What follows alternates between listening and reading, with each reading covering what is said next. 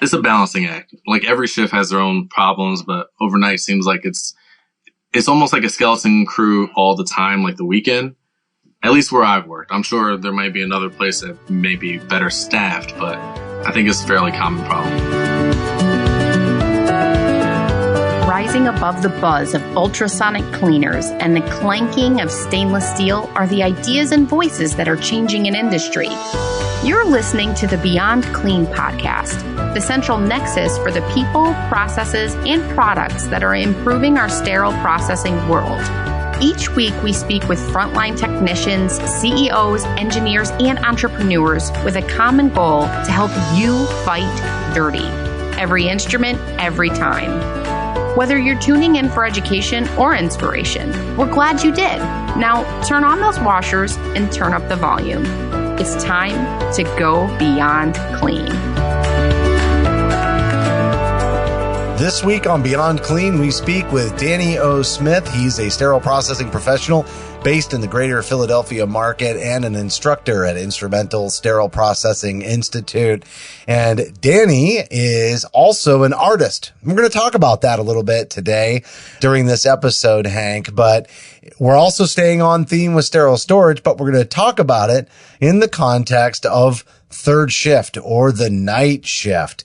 And so we haven't really ever talked about this before. We've talked a little bit about shift handoffs, right? And some of the grumblings that sometimes go on when the communication isn't there, but never have we talked about it in the context of sterile storage or place to focus on, what kind of an individual does it take? And what kind of challenges are there working that third shift? Because we know we like disruptors in the industry, but third shift is just pretty disruptive to your life. Well, and it's different. Like, there's been a number of episodes already in this season that have referenced, the different challenges around sterile storage because it's a different part of the department and it's a different place in the workflow. But we haven't really talked about the different impacts of these shifts. And so I'm really curious to kind of flesh out and tie that in to all these other themes that we've surfaced about all of the regulatory compliance part of it, all of the restricted access, all the impact of data on this. But then you have this whole nother complexifier called third shift. It has its own challenges and its own impact. So yeah, I was excited about this theme and I'm really excited to talk to Dannie today. He's got a lot of diverse background and a lot of great insights. So I know it's going to be a great interview. All right. We're going to be right back with Dannie O Smith after a short break.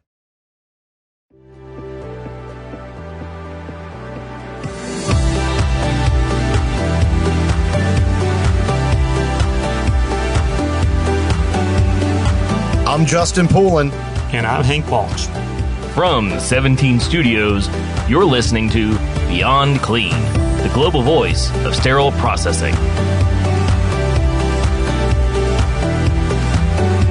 Joining us now is Dannie Smith, and he is a sterile processing professional based in the greater Philadelphia area and also an instructor at Instrumental Sterile Processing Institute. And he's all over social media, which is how you get on this show, right, Hank?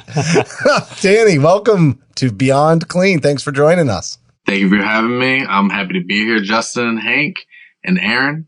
Great opportunity. Thank you. You know what? I'm going to use that opportunity. You said thanks to Aaron, and I don't know that any of our listeners, and I'm really glad you did this.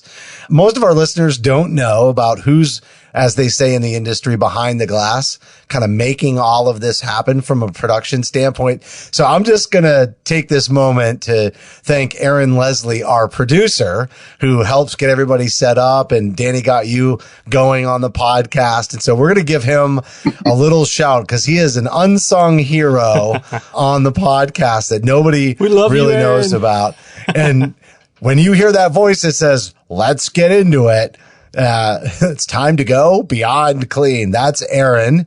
So he's kind of that MC in the background. Now, I want to tie this in nicely because, Aaron's kind of left in the dark, but he's making the magic happen as the man behind the scenes, but nobody necessarily sees. And we're going to be talking about storage after dark and really the night shift with sterile processing and really in this theme of sterile storage today. But very much so, the night shift is often, not there out front, kind of behind the scenes, making some things happen, and nobody necessarily always knows about them. And so, Danny, Hank just keeps coming up with great ways to approach these podcasts. And we have never really had one where we focused on the night shift. So I want to welcome you to the very first night shift conversation, and it's probably quite long overdue, 200 episodes in. Why don't you just introduce yourself a little bit to the audience, talk about your experience, and maybe the funniest thing that you remember happening on a night shift? So my name is Dannie Smith, and I've been in central processing for about 10 years. So I'm counting from going to school, going to volunteering at a facility in southern New Jersey, up until my instructor position. I did several different things in between. I've been a technician, I've been a lead, a supervisor, and I'm doing something that's kind of adjacent to cell processing right now. So it's all kind of opened up after I got my CRCST.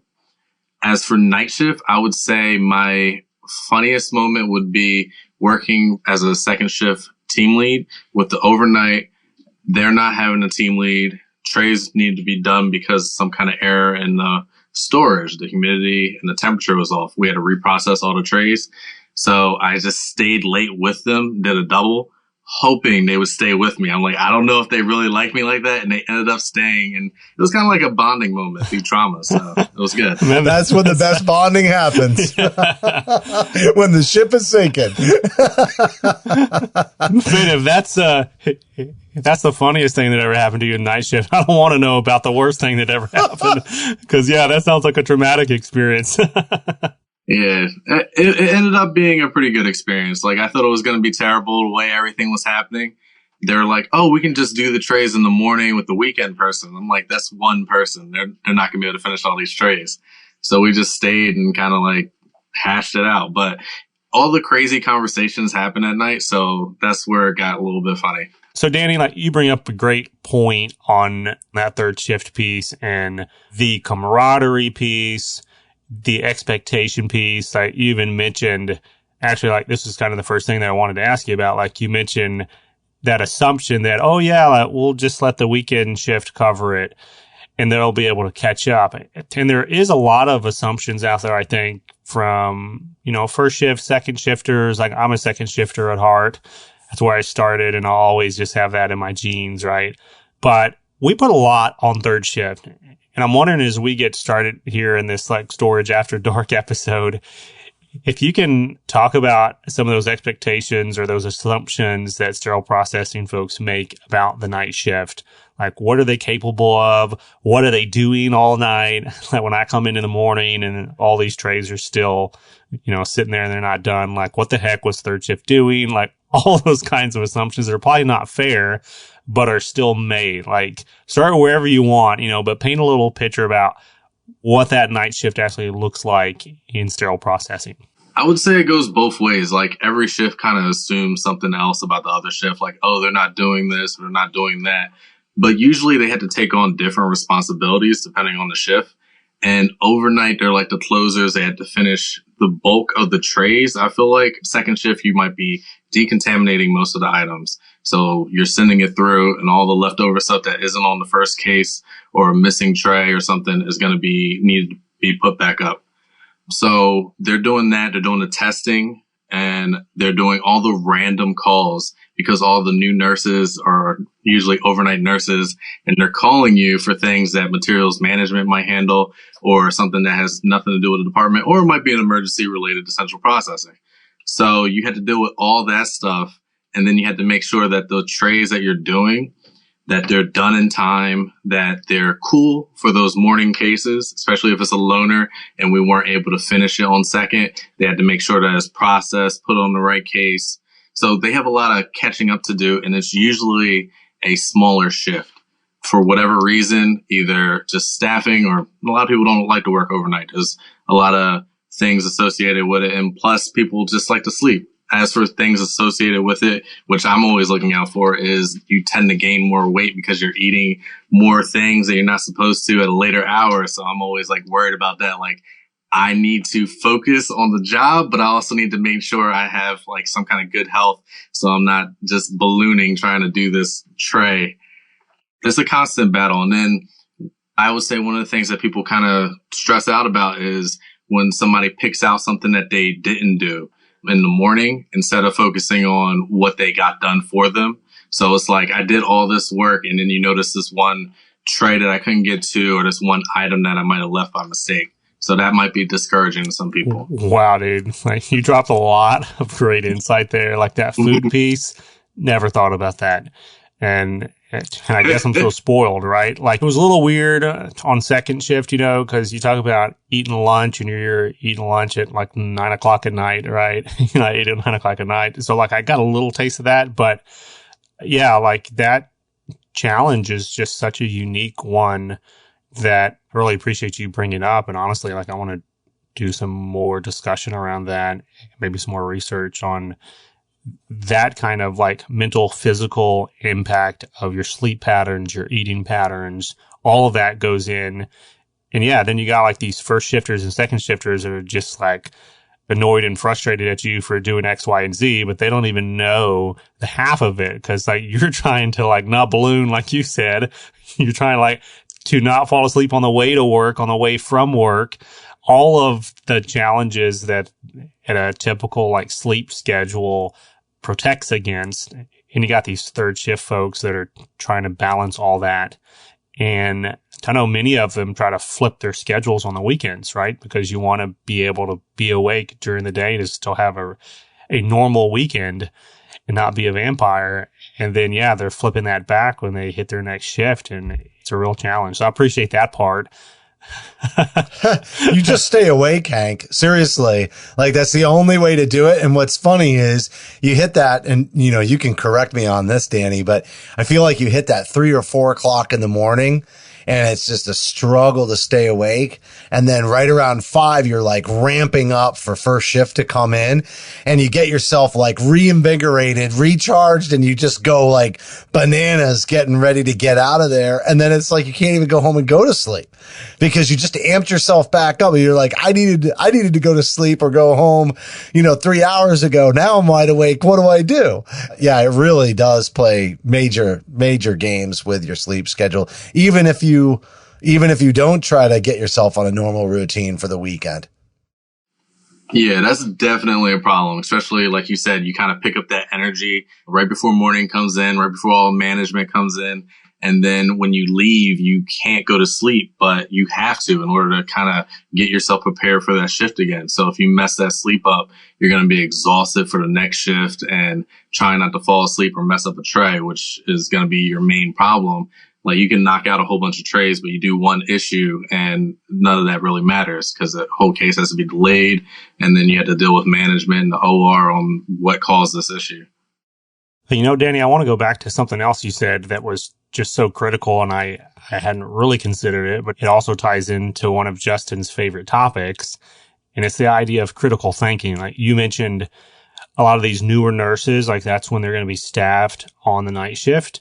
So they're calling with the most random questions, and they're not even calling the right department. And then it's those sterile processing techs on the night shift that have to try to decision tree that question. Like, okay, are they calling this by the right name? If it is, do we actually have this? Is this another department? Is it even my role?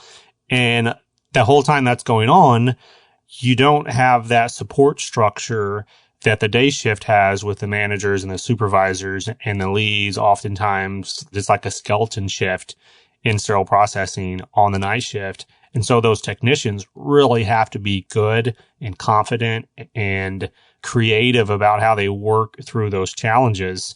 And yeah, like I just hadn't really considered the customer part of that. Like I knew that, for sterile processing techs in general, but yeah, if you're dealing with a different level of competence, even in the OR or through these other departments that you're supporting, I would imagine that's even more important.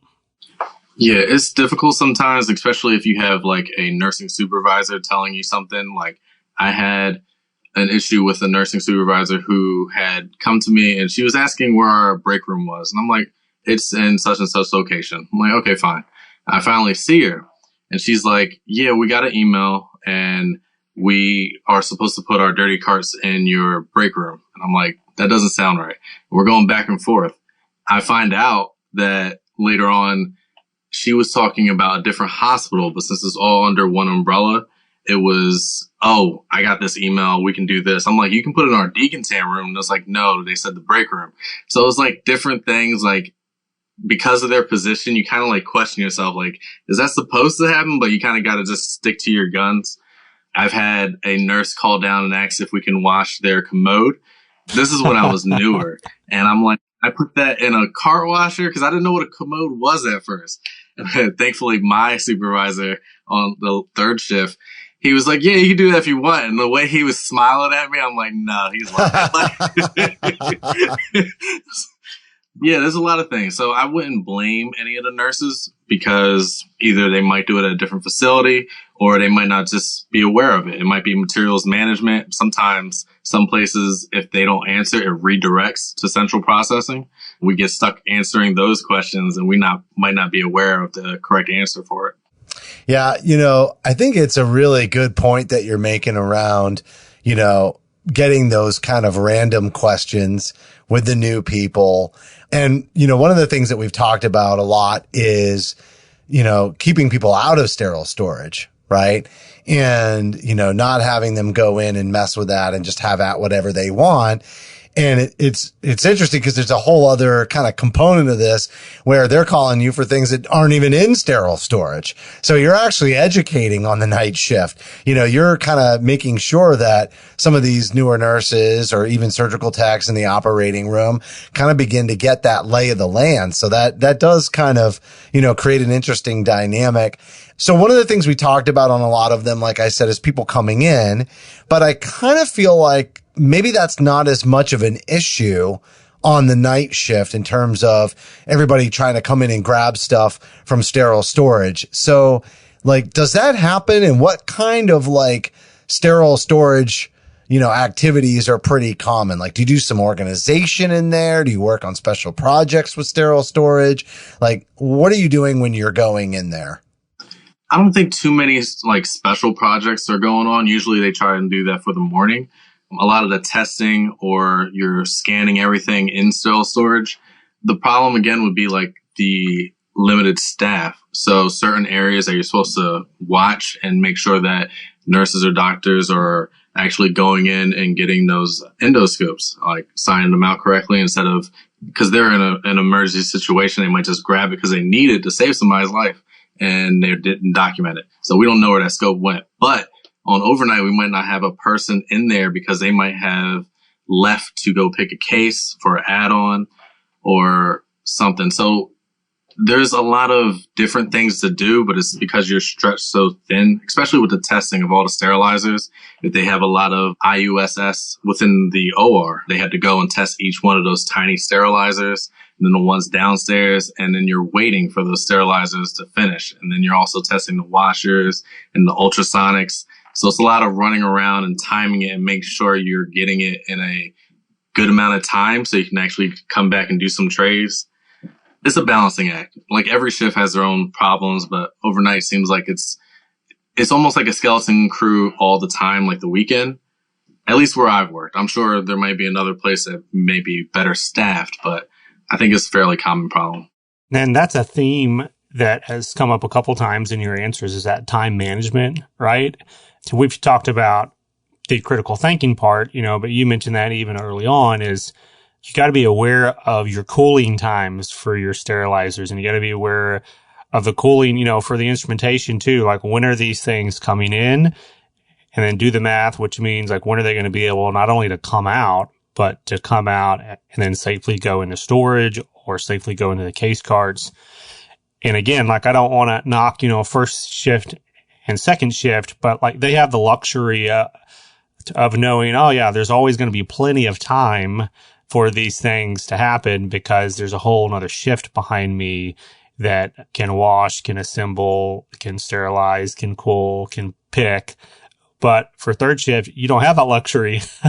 The buck stops at 7 a.m. when you're supposed to be clocking out and when the first cases of the day are going. And so that time management piece is such a critical theme that, it touches everything, obviously, but in our context for sterile storage, it definitely touches those trays that if you're doing the testing of the autoclaves, if that's done, that's completed. And then if any loads need to go in after those tests, that you get those babies in time, that they're out and cool and ready to go as soon as that next shift comes in.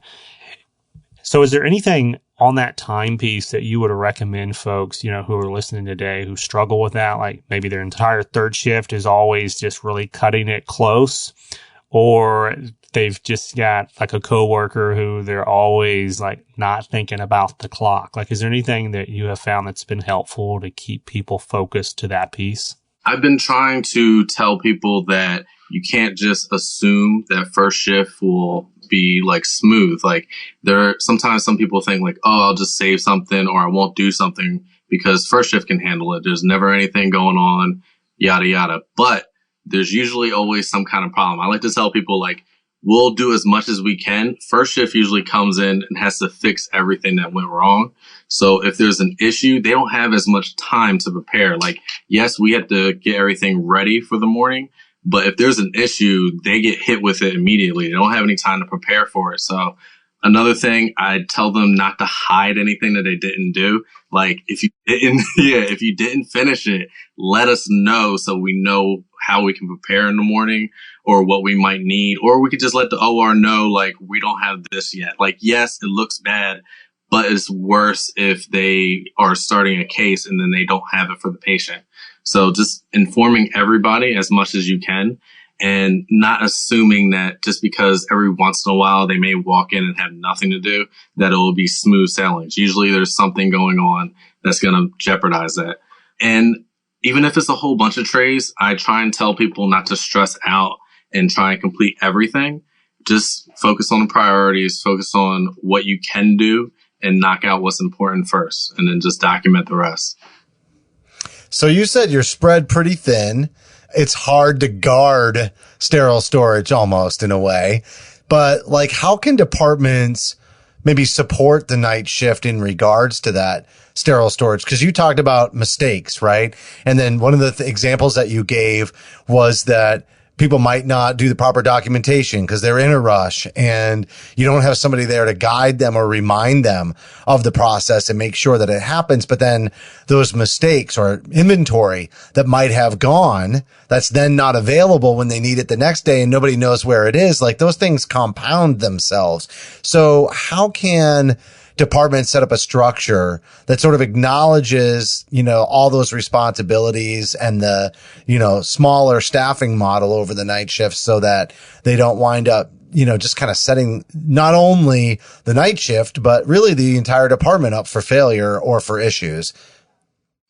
I would say document as much as you can. Say if somebody takes a scope or a tray and it's gone. Hopefully, if you can kind of narrow it down on what tray may have left, then you can, write down the tray that's missing, and you'll be able to hopefully track, like say if the OR takes something, you'll look on the board, what cases went through, what rooms were running. Then you can kind of narrow it down and hopefully track. You're going to have to do a lot of calling later. Issues always happen. It's more if you just ignore it, then that becomes an issue. But if you can kind of track it, it would be more beneficial if you knew from the get-go. The theme of transparency, like you brought it up in your previous answer, you got to be honest with each other, right? The third shift's got to be honest. And communicate. Yeah, like you got to own it. Yeah. Yeah. Omission doesn't mean that, you're not dishonest if you don't say anything, but omission is still poor communication, right? So that transparency, that honesty, that communication, that's critical from shift to shift to shift, as you said. And I think, again, going back to one of your first answers, that you just like really nailed it, that as that day shift comes in, they should not be looking at all the things that didn't get done. It should be looking at all the things that did get done And then that third shift team should be trying their best to communicate the things that may not be visible, right? Because you won't be able to see everything that got done. It's a lot easier to see the things that didn't get done because they're just kind of staring you in the face, but you can't see that all these tests were run and all these phone calls were fielded and all these other like issues and problems were fixed before that first shift came in. So I think that piece is just a critical takeaway here. I know we're kind of at the end of our time here. I've got like a random curveball for you that I want you to talk about a little bit, because it would not be fair to the industry to miss this opportunity to talk about your other skill sets in sterile processing. And this goes back to a theme that we just love talking about on Beyond Clean. It's the idea of entrepreneurship. It's the idea of creativity and culture building in the industry. And I would like if you would talk a little bit about the Dannie Smith, who is the artist, and what that looks like for you in your career and the kinds of things that you've done with that in the sterile processing space for anybody who's not aware of it. With the artist stuff, that really came out of I needed a stress relief. I used to draw in high school, and it was something that I like to do. But as I grew up and I guess got busy, I didn't draw as much. Being in sterile processing, everybody has to have their own little vice. So I was like, maybe I can start drawing again. And it was something I like to do. And I started to get more into drawing for central processing. I would have either people request something like a logo within the department for a family reunion, or not a logo for that, but like a shirt design. And then I met someone at a facility in Philadelphia who wanted to make sterile processing designs for like t-shirts and merchandise and everything. So I started working with her, and the demands that she had, a lot of times I wouldn't know how to do it. So I would have to go on YouTube and learn how to do it, like make a vector design and making different kind of logos, different applications, movie makers. So I learned a lot through different requests. And I figured if I tied it into my job, that I'd be more productive, more able to move in the career, hopefully. And if not, I would advance my skills as an artist.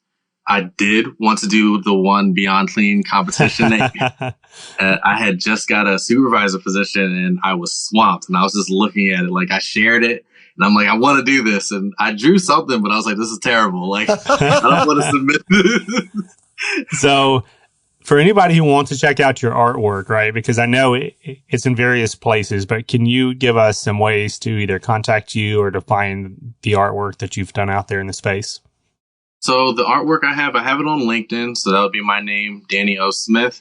And then I also have a Instagram, which is illustrate, kind of like an illustrator. But then since I'm the third Dannie, Trey, so I put illustrate, ILLUSTREY. I've been trying to keep that tray theme. I also have surgical tray because I deal with surgical instruments, surgical trays. So that was another name I had, trying to put all the central processing or peri-op activity that I do into one page. So it's not like a mix of everything. Like if somebody's following me for a still processing picture, they won't see like Spider-Man pop up. I get bored and want to draw Marvel sometimes. That's all right. There's worse things to draw, I guess. Well, I'll tell you, I think tapping into that to reinvigorate your passion, like you said, you know, this will maybe take me somewhere in the industry, and it definitely will, even if it's just keeping you in the game, right? Like obviously sometimes, you know, the job can get kind of redundant, right? It's just similar activities on the shift. And yes, there's always curveballs, but I think just tapping into that and then contributing something. Hank always talks about building, you know, a true sterile processing culture, and to have that culture, you know, art is a big part of culture. And I know that you're contributing to sterile processing culture by sharing that out there and doing that work. So next time we run a contest, though, no excuses. You've been warned. We're expecting your submission, Dannie. All right. That's good motivation. All right, Dannie. Great job on the show. Thanks a lot for coming on. And I can't believe it took us this long, not only to have you on here, but to talk about third shift. Thank you for having me. It's been a pleasure. And third shift is no joke, but every shift is important. Like I said, they all have their own problems. just got to watch out for that weight gain. Don't I know it?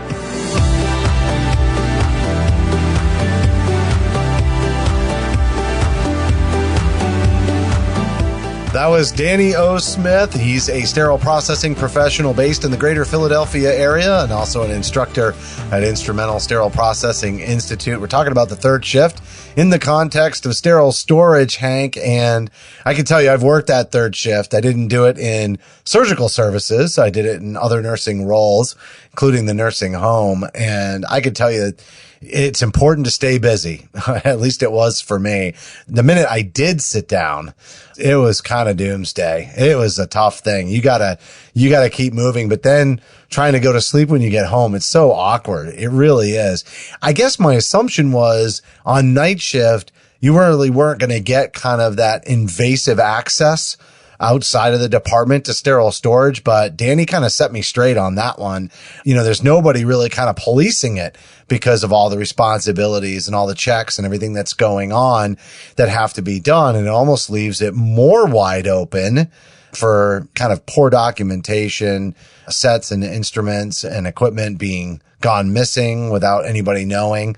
Really kind of leaves it open and vulnerable to a little bit of chaos, which absolutely will have downstream impact. I mean, I already had a lot of respect for third shift, Justin, but this episode and this interview has really given me even more and sparks a lot of curiosity about all the things that I would have never considered, like weight gain. I already knew that sleeping schedule, but just like the mental health impact of that and the ability to focus and to concentrate and to be on it, right?